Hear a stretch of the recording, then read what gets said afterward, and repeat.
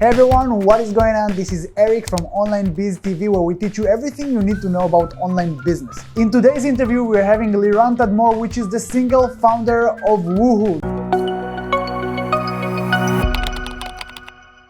Liran, thank you so much for being here. Hey Eric, thank you for having me. So, to get started, would you please just tell us a little bit about Woohoo and about yourself and how you got started with the app? I think it was around 2016 when I get familiar with Shopify, and it looks for me very nice. Like you have stores and they're selling product and everything is colorful and fun. Something looked interesting there. And I myself, I'm coming from more of a technical background and more of a SaaS background. So I looked into, after I saw Shopify, I saw the Shopify App Store and I saw a lot of apps there and developers that are making apps. So this thing like catched my eye, like, okay, it's nice. You can make like an app. It will be for online stores. So that connection seems nice and interesting. So I started like investing in learning that field, that ecosystem, and see apps and how it works. And you install an app and you see what it does. It was very early in those days of Shopify. It was the old app store that looked like a store from 2005. Yeah. My SaaS background and my development background got me to the point that I thought, okay, maybe I can do also an app. First of all, in a few words, if you can tell the audience what Woohoo is exactly and what does it do, and also, did you have any experience in e-commerce in general? In e-commerce, I have like a short experience. I opened a store, I play with it a little bit, sold like things for like 3 months, but then my technical background hooked me up to say, let's see what is going on in the back of the things instead of selling products. That's nice. And about Woohoo, again, can you just give us a few words about the app? Yeah, so people can understand? Woohoo is basically a pop-up gamification. It's giving the merchant option to add like a gamified pop-up to the website. So if a customer enters the website, you see like a pop-up that's saying him, hey, come and win something. And that's something you can do it by turning a wheel or scratching a card. It's not like, okay, here's 20%. That discount is hidden, and to discover the discount, you need to play the game. You want to reveal, what I can win. That's such a cool product, and it's unique in a way because there are so many pop-up products out there, but when you look at gamification, and I know I used your product, I've looked at it a bunch of times, and you can say that the animation, the design, you really invest more in the user experience of the actual customer who's getting to the store. And clearly we can see that a lot of merchants care about that, and a lot of merchants want this experience. Same for customers. So I can say that the experience is really important in games, and this is one of the toughest things that I as the developer need to deal with, because it's not that easy to make a good pop-up game. It's demanding a lot of things, where it's the animation and the design itself. And like you said, it's important to the store owners that the pop-up will look and feel good. I have stores that approach me and saying, we like your product because your product look like this and not like that. So it's very important to them that it will look good and act good. So it's very difficult to do a game, but on the other hand, you also get the benefit, the return. Eventually, I think in the Shopify ecosystem specifically, good products spread around fast because word of mouth is very strong on Shopify. And merchants do test multiple apps before they decide the one they choose eventually. All right, moving on to the next question. I would like to hear more about your, let's call it, revenue journey. You launched the app a few years ago. Mm-hmm. Did you have any blockages? What did you find works for you to get revenue up? Any small changes that had a huge impact on revenue? Any tips you have on that note? Yeah, so we launched the app around the middle of 2017. And I think for like 6 or like 12 months, we didn't grow so much on MRR. It was kind of flat. One of the things that we changed it. Instead of taking like $10 from all stores, no matter what is the store size, we change it and we break it down to tiers. So the smallest your store is, you pay the less, and the biggest your store is, you pay more. And I think that helped both directions, because small stores can use us for less than $10, and bigger stores that I have a lot of traffic and are generate a lot of revenue because of our app pay a lot more than $10. Yeah. So once we made that pricing change, it helps grow on the MRR. And I think the second thing was doing the few tweaks, the few features that were missing in the first version of the app. And once those features were added to the app, that also helped increase the retention and lower the churn. The first note that you gave about pricing and making it dynamic, there's this guy, Patrick Campbell from Profitwell. It's an awesome app that helps you measure, all the SaaS metrics of your company.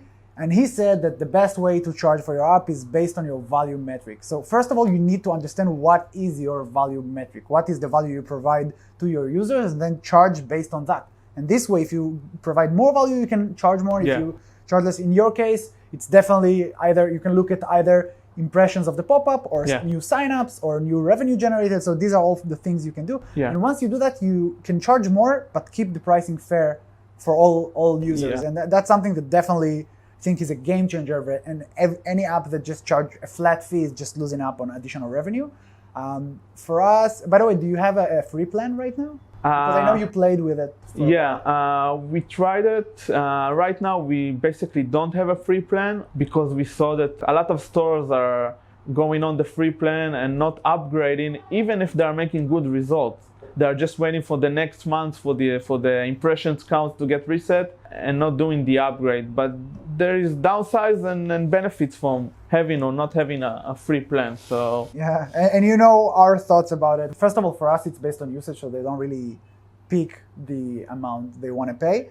But we look at it as benefits in terms of feedback on the product and reviews and stuff like that. But yeah, definitely that's something that can change. I think another thing that I wanted to say for us in terms of increasing the MRR, or just looking at that way, we found that the shorter amount of time it takes to a user once he gets in to the moment that the app is active, the shorter time it's going to be, the longer it's going to stay. Yeah. Because usually if on the first day, the first hour, they don't get the product to work as they want, they're just going to uninstall it. Yeah, for so sure. If you can minimize the amount of clicks they need to just have the product ready, for sure, that's going to impact your bottom line like nothing else.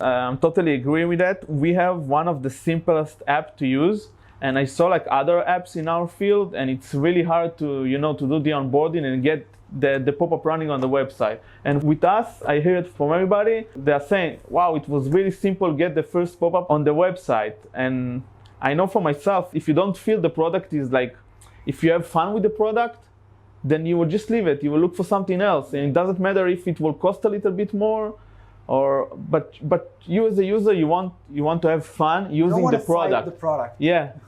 Even more, you want to have fun in the product. Yeah, I think one of the worst experiences you can have with a new product is installing it and then just get to an empty dashboard, having no idea, like no call to action, no onboarding, no instructions, no video, nothing to show you around. And there are so many app developers out there just building the products because, you get kind of romantic with your product when you build it. Yeah. You kind of think you thought about everything, but you know the product, so you know where to click. But if someone external comes and it just doesn't have any instructions on how to continue, usually they just get lost. Because I'm like from a technical background and product manager background, so for me it's more easy to understand that things need to be very simple. And sometimes maybe other like business owner are coming from more of the business side. And they're less thinking about, okay, this is like a tech product and it needs to be super simple, stupid. Yeah, also in Shopify, definitely most merchants have no idea what they're doing. For sure. And not because they're stupid or something, because most of them just starting out with drop shipping or trying to build a business from scratch and they don't know anything. You need to help them. And also I think as Shopify app developers, I see too many developers that just don't understand that they're just an add-on. They're just an app, and they keep treating it like they're Shopify. You're not. You're just an add-on. So make it as quick as possible, get it live, and leave it. That's what you need to do. If you're doing that as an app, you're doing what you're supposed to do.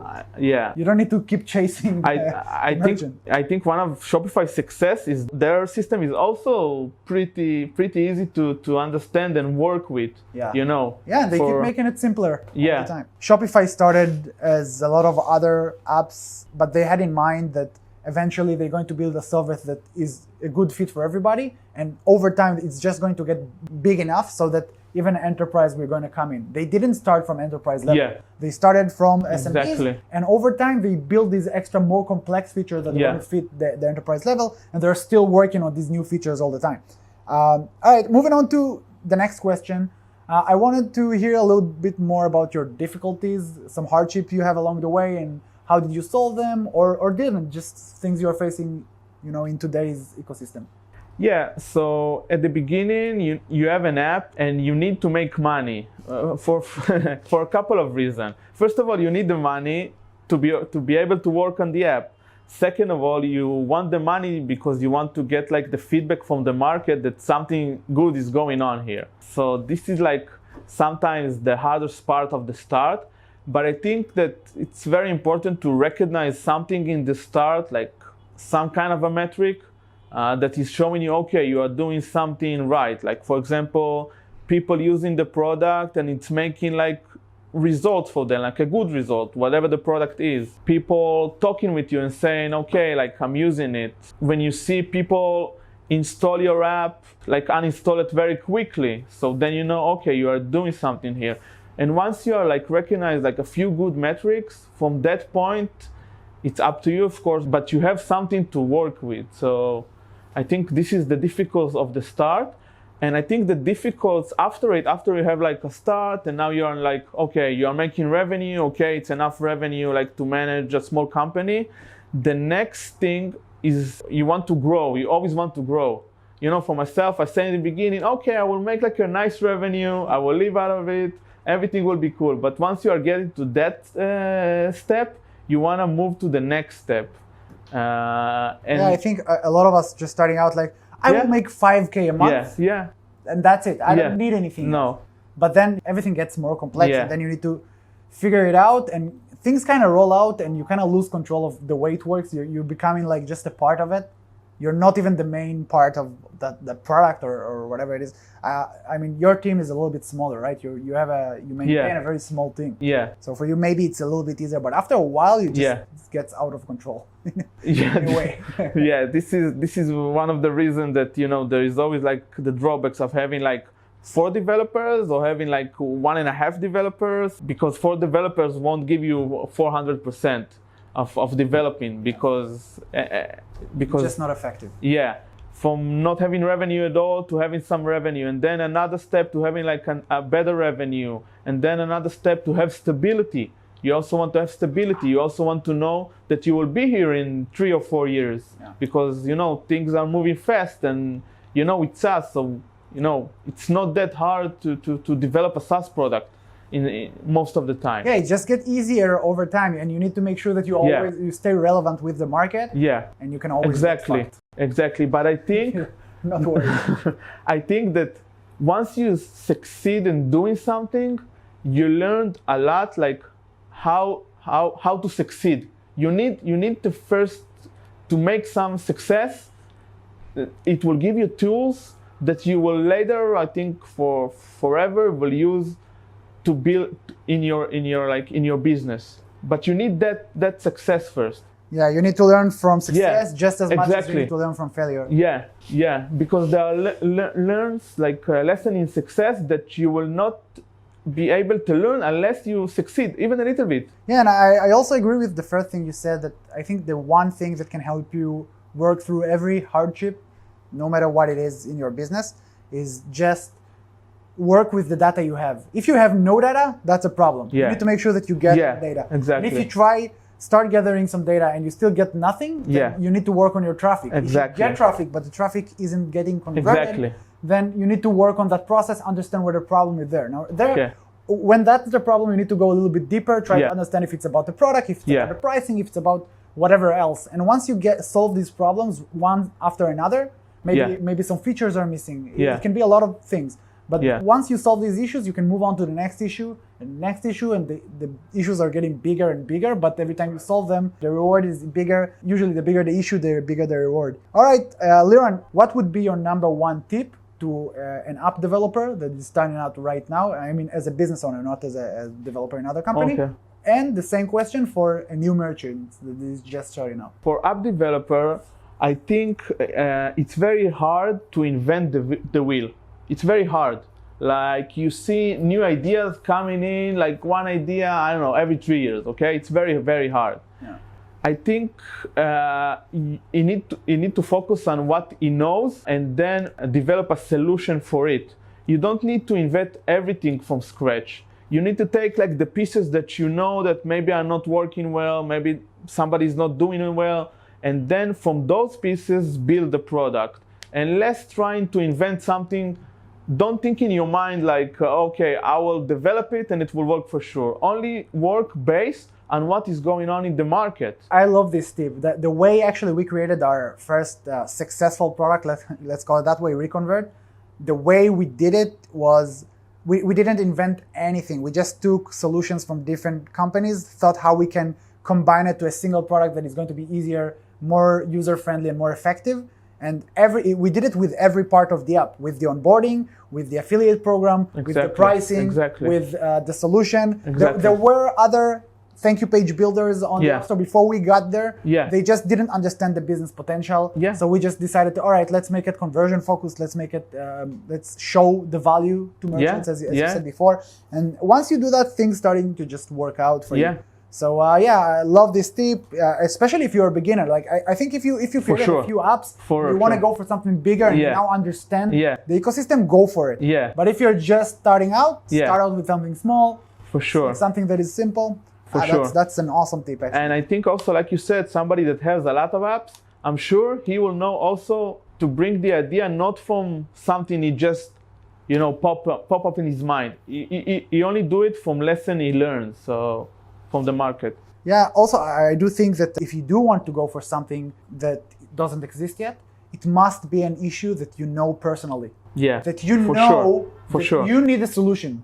And if you need this, there's a good chance other people will need it too. But don't just think, I think there is a problem there. I think people need the solution. You might work super hard to get nothing at the end, and it's super dangerous. So try not to go this route.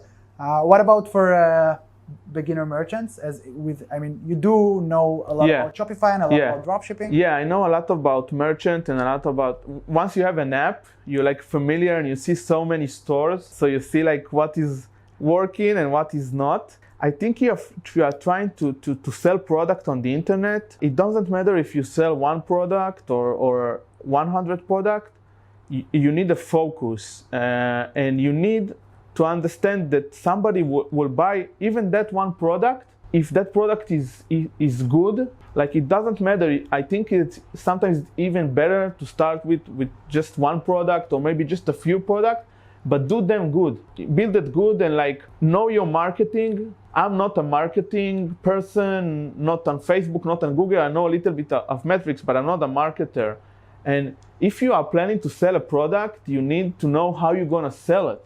You need to be good on marketing channel. So it's very important to know what are like the few things that you as a store owner need to do, especially in the beginning, to be able to sell a product. Because if you would just say, okay, I'm opening a store, I will upload a few products, I will publish it here, I will publish it there. I saw it so many times. It doesn't work. And people think that whenever they're going to launch their store, people will just start coming, and it's not going to work. It's like an island in the middle of the ocean with no maps to it, no roads, no planes, no nothing. Nobody knows it there. Nobody's gonna get there. And also they're thinking like, I'm just gonna import it from AliExpress, and then you got this Chinese description. But if I'm just trying to kind of squeeze everything to a single sentence, I do think that it's very similar to what you said about apps. It's just build one thing right, use the data, and once you understand how it works, use the success to learn more, and then duplicate it to other products and scale it up. I think that's a very good point.